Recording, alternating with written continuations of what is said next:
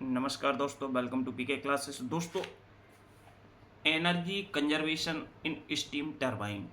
आज की वीडियो में हम जानेंगे स्टीम टरबाइन में क्या क्या मेथड्स हो सकती हैं, कौन कौन सी स्ट्रैटजी है जो कि हम फॉलो करके स्टीम टरबाइन में एनर्जी को कंजर्व कर सकते हैं। तो दोस्तों, यह क्वेश्चन हमारा energy conservation management and audit में पूछा गया है। अक्सर यह क्वेश्चन इस तरह के आते हैं, पंप में कैसे एनर्जी कंजर्वेशन होगा, फैन में कैसे होगी। तो यहाँ पे आज की वीडियो में हम जानेंगे स्टीम टरबाइन में एनर्जी कंजर्वेशंस के बारे में। तो दोस्तों, जो भी छात्र पीके क्लासेस में पहली बार वीडियो देख रहे हैं वह चैनल को जरूर सब्सक्राइब करें, साथ ही दोस्तों वीडियो को लाइक करना ना भूलें। तो सबसे पहले बात आती है एनर्जी कंजर्वेशन है क्या। एनर्जी मतलब ऊर्जा को बचाना, ऊर्जा का प्रॉपर यूटिलाइजेशन। तो जो energy conservation steam turbine is achieved by minimising, मतलब स्टीम टरबाइन की जब हम बात करते हैं तो स्टीम टरबाइन में एनर्जी कंजर्वेशन को हम प्राप्त कर सकते हैं किससे? हीट लॉसेस को कम करके। अब हीट लॉसेस डिफरेंट प्लेसेस से हो सकती है। तो पहला है जो heat losses, minimising heat losses, reduce leakage. किसी भी पाइप के जॉइंट से कहीं से भी लीकेज नहीं होना चाहिए। और रीयूज एग्जॉस्ट स्टीम, जो टरबाइन से पास होने के बाद स्टीम एग्जिट होती है उस स्टीम का रीयूज करना। मॉडिफाइड ब्लेड डिजाइन्स, साथ ही हम ब्लेड की डिजाइन को मॉडिफाई करके भी एनर्जी को सुरक्षित रख सकते हैं, एनर्जी कंजर्व कर सकते हैं। And use optimal operating parameters, means हम ऑप्टिमल जो सबसे बेस्ट पैरामीटर्स हों एनर्जी पॉइंट ऑफ व्यू से कंजर्वेशंस के, उस पैरामीटर्स को हम यूज करें स्टीम टरबाइन्स को चलाने के लिए, अपने प्लांट्स को चलाने के लिए। तो I sure we can conserve energy in the steam turbine. Okay, तो the energy conservations in steam turbine is achieved by the minimising these parameters. Okay, now methods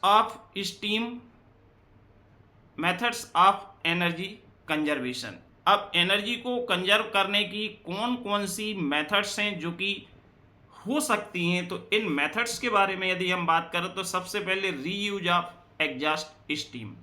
जैसे कि यहाँ पे हमारा सिंपल सा एक हमने टरबाइन का डायग्राम लिया है जिसमें स्टीम इन हो रही है, वर्क मिल रहा है, और स्टीम आउट हो रही है। अल्टीमेटली स्टीम से हम टरबाइन को घुमाते हैं, टरबाइन को रोटेट कराते हैं। तो यहाँ पे हीट एनर्जी आपकी मैकेनिकल वर्क या यांत्रिक ऊर्जा में चेंज होती है। अब ये जो स्टीम है ये हमारी बॉयलर से सुपर हीटर, इसके बाद टरबाइन में जा रही और इसके बाद एग्जिट हो रही।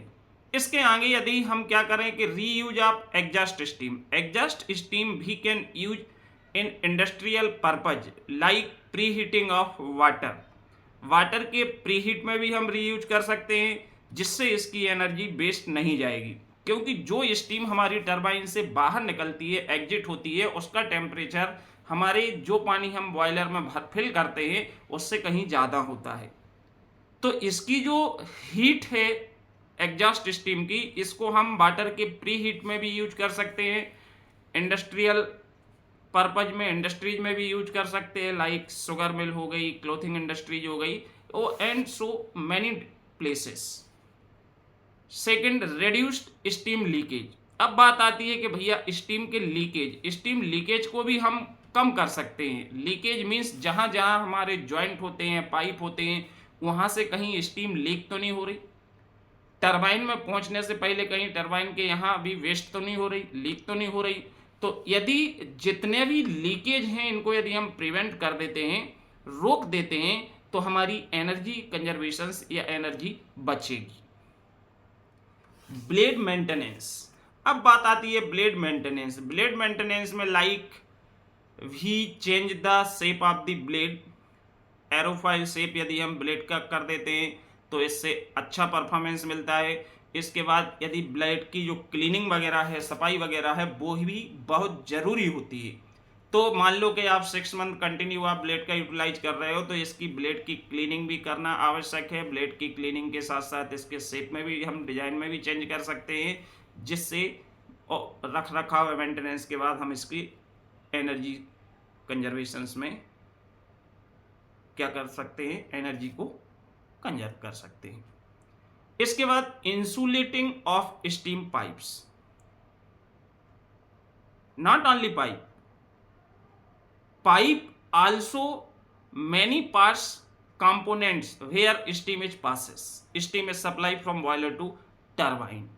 लाइक बॉयलर है, बॉयलर ड्रम से स्टीम निकल के पाइप के थ्रू जाती है और पाइप ये हमारा डायरेक्टली एटमॉस्फेयर एयर के संपर्क में है। तो बाहर का इस पाइप के तापमान 30 डिग्री है और इसके अंदर जो स्टीम जा रही है इसका टेम्परेचर 300 डिग्री है फॉर एग्जाम्पल। तो हीट एक्सचेंज होगी, तो ये हीट लॉस ना हो पाए, एक्सचेंज ना हो पाए, तो हम इस पाइप को इंसुलेटेड कर दें। इसके बाद जो हमारे टरबाइन की आउटर सरफेस, आउटर बॉडी है, यहाँ भी हम कोशिश करें कि कम से कम हीट लॉसेस हो। तो हम यदि इसके इंसुलेटेड बना देते हैं तो इससे हीट लॉसेस को घटाया जा सकता है और हीट लॉसेस कम होगी, मींस अल्टीमेटली एनर्जी कंजर्व होगी। फिफ्थ पॉइंट है इस मेथड्स में, monitor steam flow as per need.